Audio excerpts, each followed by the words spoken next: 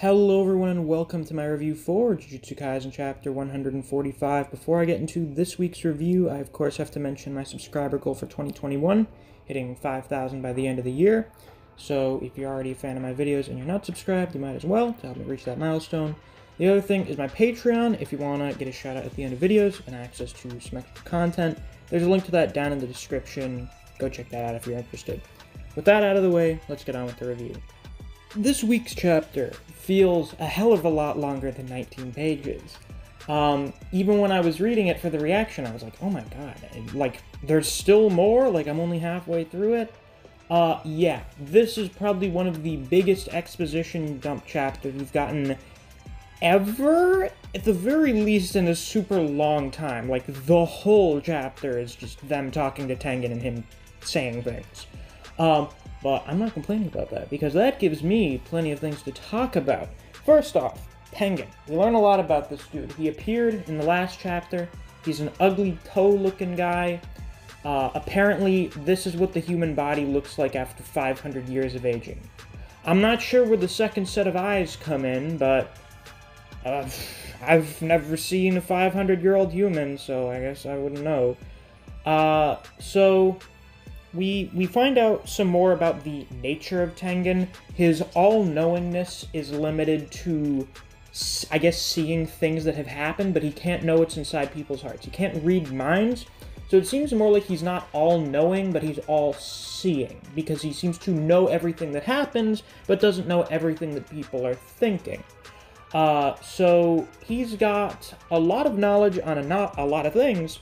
First of which is the identity of the brain. We gotta name drop this chapter. His name is Kenjaku, who used to be a sorcerer, and of course controlled Noritoshi Kamo and Geto, or currently controls Geto. Now, this name is very interesting because it's actually a mythological reference to Fukuge Kenjaku, Kanon, or Amagapasa. I am never going to pronounce this ever again. Who was the manifestation of you can't pay me enough to pronounce that, who became the female Bodhisattva Guanyin. Their name means unfailing rope, and they're used to catch straying souls and lead them to salvation, which is pretty in line with what Tengen says about them in this chapter, pretty much using the culling game to, like, ascend all of the humans in Japan to Nirvana. Yeah, it's some pretty big brain shit, of course. So Tengen looks like this also because he didn't assimilate with the Star Plasma Vessel. You know, remember, if Ricco had come and had been able to merge with Tengen, he would not look like this, and also his nature would not be the way it is now. The body that we're seeing here is not actually his body, it's more of like an avatar, and the guy's consciousness is just kind of everywhere now. He's become part of heaven and earth, which is like a Buddha thing. So the guy is kind of like on some higher level shit right now. This seems to be what Yaga meant when he said that Tengen would evolve into a higher level if he didn't merge with the Star Plasma Vessel, and we basically see what that looks like here. God, his proportions are so, like, his head elongates in this one panel. It's so fucking weird. God, he is not a looker. Not great. Now, Tengen says that in this new form, his, what do you want to call it, physiology, he's much more like a curse than a human now, which, like, I could have told you just from looking at him. But this means that Tengen is now susceptible to curse manipulation, which freaks everyone else the fuck out. That would be kind of insane if Kenjaku was just like, oh, this immortal, all-knowing sorcerer, well, not all-knowing, all-seeing sorcerer, I'm just going to absorb you and add you to my inventory. And you can, like, produce barriers for me, and you can tell me everything. Yeah. That would be really bad. So Tengen needs some people here to protect him in case Kenjaku attacks. And it seems like those two people are going to be Chozo and Yuki, which is unfortunate because Chozo's been a fantastic comic relief character so far, and, you know, getting to see his interactions with Yuji has been pretty great. And Yuki, we still haven't seen anything from her, so I guess we're still not going to see anything from her for a while. That's nice. I guess this is an excuse to not have two special grade sorcerers and a special grade curse in the party at the same time, which I kind of understand. You would have to get a little crazy with the power escalation, or you would have to have them fighting like a dozen people at the same time. So from like a logistical perspective, when it comes to like the storytelling, I get why. It's unfortunate because I like these characters and I want to see more of them, or in Yuki's case, literally anything from her. But what can you do? And of course, Okotsu is still here, which is great because he's one of the strongest characters in the series. And we haven't really seen him throughout the whole series, so I would be shocked if they brought back Okotsu and he didn't, you know, keep a role within the main cast. So that's cool. So it seems like the real main squad we're going to be getting for this arc is going to be Yuji, Megumi, Maki, and Yuta. So that's pretty good. No Chozo and no Yuki. So sad. But still pretty solid setup anyway. So yeah, that's pretty cool. Like we've got two of the first years and two of the second years, and they're both basically the well, I don't want to say the main ones, but in Yuta and Maki's case, they're basically the second year equivalent of Yuji and Megumi. Like they're the only really important ones. So that's nice. Now, here's the deal. They're like, hey, how are we going to get out Gojo? Or they had wanted to know that anyway. So Tengen's like, hey, if you want to free Satoru Gojo, use the back door to the prison realm. And he just pulls this other cube out of a void with an eye stitched shut. And at first, I'm like, are you shitting me? It's just like, ah, yes, the second prison realm. I don't know how I feel about that, but it's fine, because the back door to the prison realm can only be opened by the person who has the main prison realm. So it's not super stupidly broken. It's fine. We're all good. However, obviously Kenjaku is not going to open the prison realm for them, so they have to find something that can open it up for them. One of those things would be the Inverted Spear of Heaven, which just shuts down techniques, or the Black Rope that scrambles and counters techniques. So, starting off, the Inverted Spear of Heaven, we get a bunch of references to hidden inventory this chapter, and I mean a bunch. Like, we were getting a lot of references to hidden inventory in the last chapter, with how important it is, but with this chapter, oh my god, like, it's basically just talking about why hidden inventory is so important. So, Kenjaku has been messing around with Tengen and the Star Plasma Vessel and the Six Eyes for 1,000 fucking years, and they always manage to mess stuff up for him. But when Toji Fushiguro, or in this case Toji Zenin, intervened in the Star Plasma Vessel merging process, he fucked everything up. And destroyed the destiny that they were supposed to have. And then, you know, Geto appeared with his curse manipulation, and basically the perfect consequences had been created for Kenjaku to, you know, have his plan fall into place, and eventually assimilate with Tengen. Because now that Tengen is in this weird everywhere state, you don't have to be a Star Plasma Vessel to merge with him. Basically anyone can, but there's still a risk. So this culling game thing is basically meant to build up to that and pretty much ensure that when Kenjaku merges with Tengen or takes over Tengen, they're good. So that's pretty fascinating. And once again, we have Toji being name-dropped, and Megumi having no idea who they're talking about. I don't know how this keeps happening. Apparently Gojo is going to be the one, like, Gojo has to be the one to tell Megumi about his dad, which makes sense. But it's, like, almost getting comedic how much he gets brought up, and Megumi just has no idea that he's his dad. Time for some more details on the Culling game. The people who are in the game can't leave. Either, you know, they reject the game and die, or they get killed during the game. You basically just have to complete the game. There's no getting out of it midway. So that's when the rule for changing the rules comes in. So the plan is they're going to go into the Culling game and accumulate 100 points so they can make a rule so that people like Sumiki who don't want to participate can just leave without dying.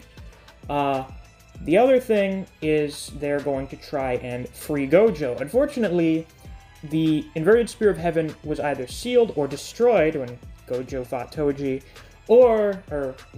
and the Black Rope was also destroyed by Gojo during Volume 0 when he fought Miguel. So Gojo, great job, basically destroying all of the means that you could use to not be stuck in this situation. Hindsight is 20/20, my guy.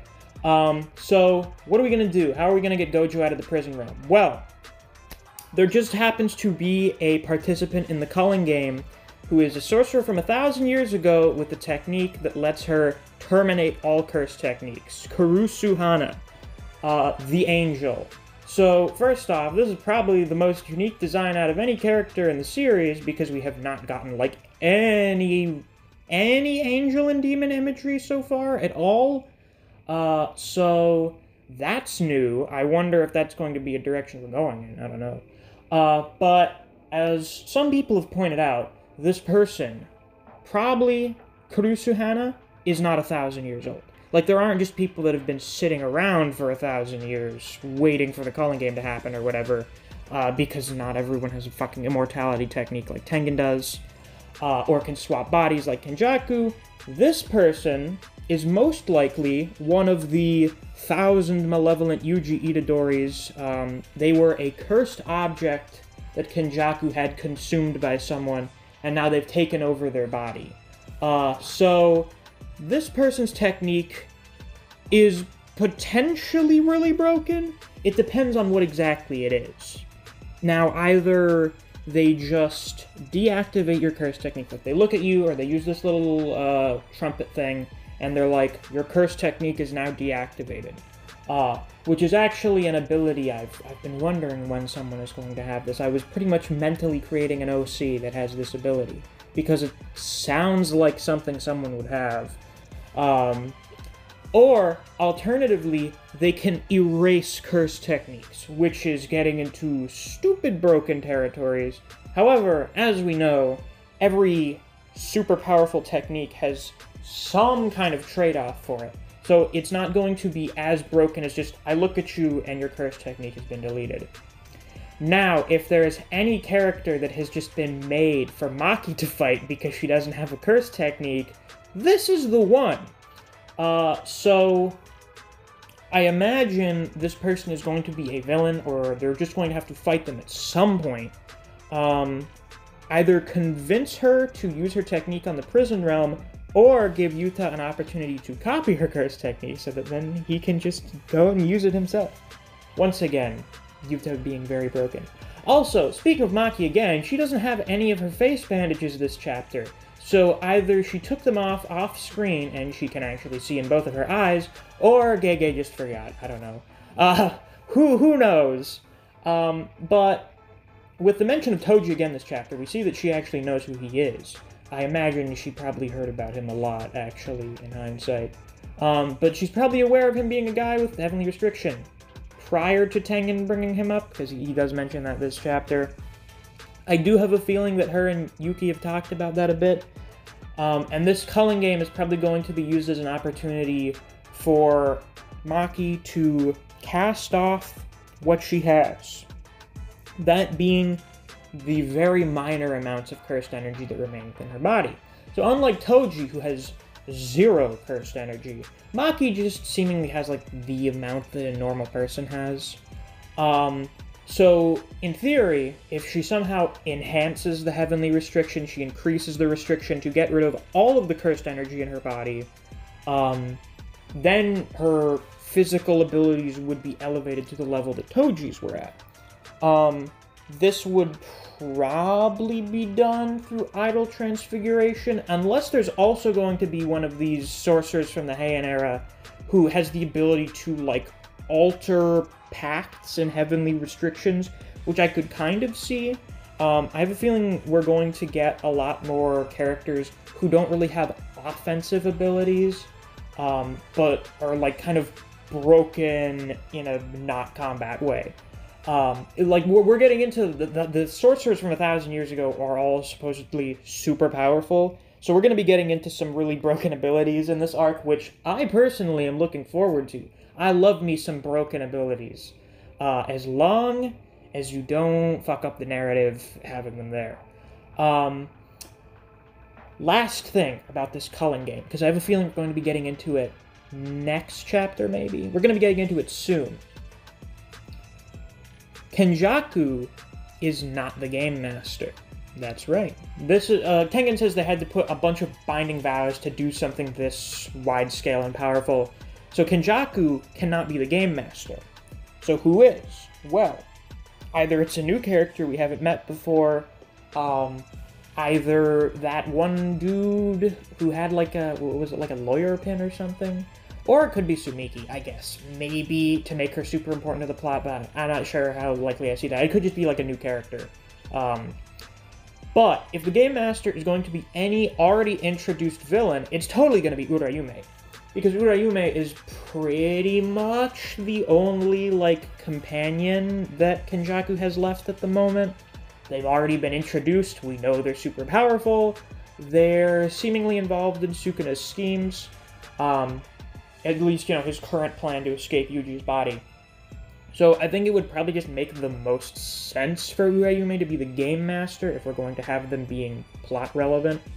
So we're just gonna have to see what happens with that. Yeah, I think we're probably going to get into the Culling game next chapter. At the very least, like, the chapter's gonna end with them entering the Culling game. I'm not sure how much more stuff we're gonna have to transition into that arc, but we're getting into it really soon. Yeah, with that, that's all I have to say for this week's review. If you enjoyed, please be sure to like, comment, subscribe, and click that notification bell so you don't miss any of my uploads. I do Jujutsu Kaisen chapter reactions and reviews every week. If you enjoy other series, such as Record of Ragnarok, Kengan Omega, Black Clover, and Kaiju number 8, I do videos on those series as well, so if you're interested in those, you should definitely check out my channel. If you enjoy discussing Jujutsu Kaisen with other people, or you just enjoy the content I produce on this channel, I highly suggest check out my Discord server. I have a link to that down in the description. Since it's the end of the video, it's time to give a shout out to my wonderful patrons, Archbearer CJ2K, Fuse, Neo, Solo Warrior, Tyrese Simmons, Dijon Redden, Honey Mustard, Zach Rowitz, K-God, and Holly Walker. Thank you all very much for supporting me on Patreon. I greatly appreciate it. And if you too want to get a shout out at the end of videos, or you want to get access to some extra content, you can always become a patron as well. There's a link to that down in the description if you're interested. Thanks for watching. I'll see you guys around. Take care.